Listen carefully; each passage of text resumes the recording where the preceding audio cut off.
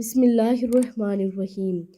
رسول اللہ صلی اللہ علیہ وآلہ وسلم کا ارشاد مبارک ہے کہ دعا کی اہمیت فرمان الہی ہے، اور تمہارے رب نے فرمایا ہے مجھ سے دعا مانگا کرو، میں تمہاری دعاؤں کو قبول کروں گا۔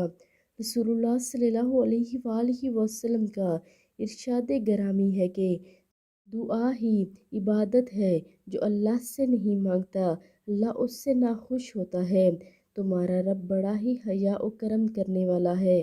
جب کوئی بندہ دونوں ہاتھ اٹھا کر دعا کرتا ہے اور مانگتا ہے تو اس کو خالی ہاتھ واپس کرتے ہوئے اللہ رب العزت کو شرم آتی ہے۔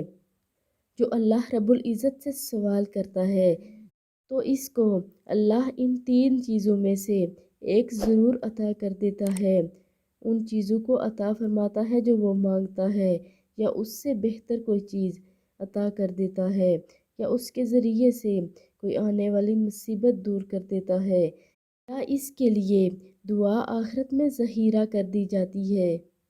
تو آپ سب بھی کثرت کے ساتھ دعا مانگا کریں اور اپنے اللہ سے سوال کیا کریں۔